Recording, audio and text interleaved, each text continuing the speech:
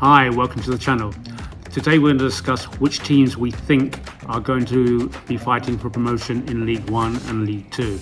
Now before we do that, can you please subscribe to the channel and like this video. Let's start with League 2. Now there's a number of teams I think that will be up there this coming season. For instance, like Wrexham, Charlton, Birmingham, also Huddersfield I feel will be up there fighting for a place, and Rotherham as well.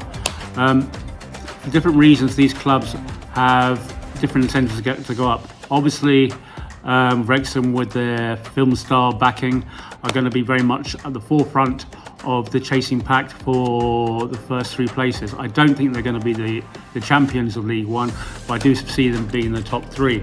They've recently signed on Okwuonu, the goalkeeper from Arsenal, who they had last season on loan. Now they signed him on full time, and he'll be playing with a team he already knows, as I see, with the forwards like Mullins and Palmer. And then they've also got Lewis Brunt, a young 21-year-old from Leicester. So they're enforcing their already very strong side with these players. And I expect them to actually get some more people in before the transfer deadline. Then you've got Bolton. They haven't brought in many people. They stuck with the team they nearly got promoted with last season.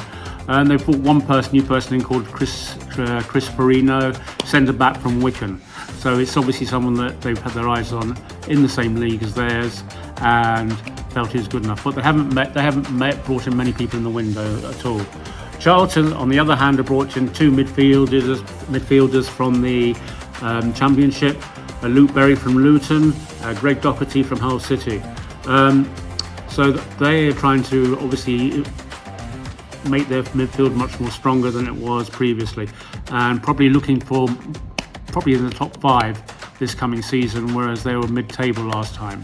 Then you have obviously Birmingham and Huddersfield. As I mentioned before, Birmingham have just come down from the Championship, and they brought in two first-tier players from the Dutch league, First League, being Emil Hansen and also Willem Williamson. Both of those are midfielders. As I say, they're both from the first tier of the Dutch league.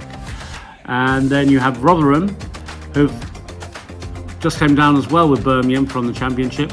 They keep going up and down all the time, a bit like a yo-yo. But they brought a new centre forward in called Jonathan Harris from Peterborough. Now, Peterborough, pretty strong team, so they obviously felt that it would be good to bring him in from there. As I said before, Huddersfield also came down.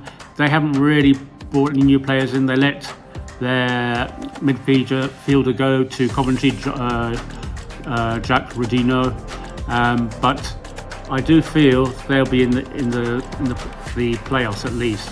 So those 5 or 6 teams I think will be in the first 5 to 6 places, and then the rest will fight probably the 7th place, the last place in the playoffs.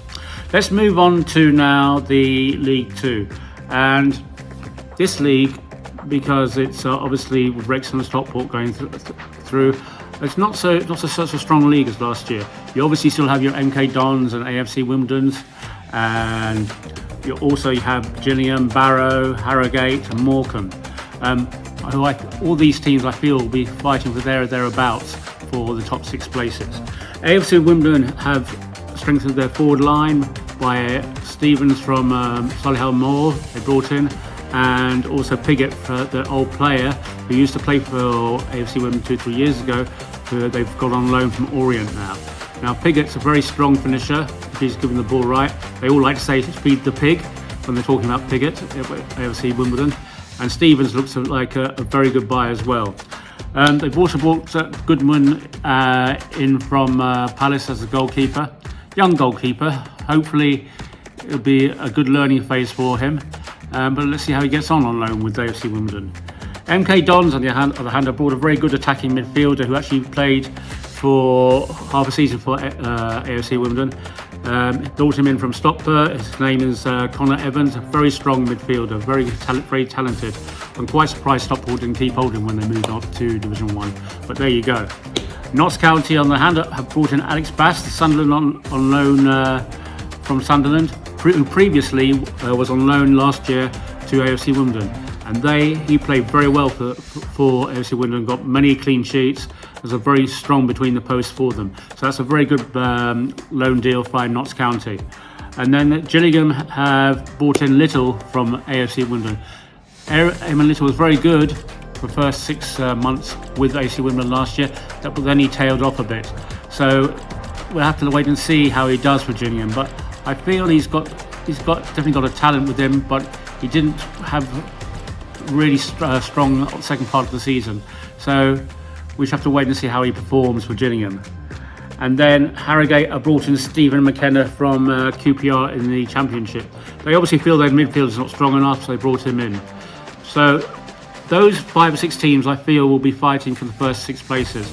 I personally think someone like Doncaster as well are very strong contenders to win the League Two this season. They finished very strongly last term. They won 10 games in a row and just missed off going to playoff final, which was quite surprising. I expected them to beat Crewe in the semi-final for the playoff finals, but they didn't. They won 10 games in a row before that to bring them right up into the playoff section.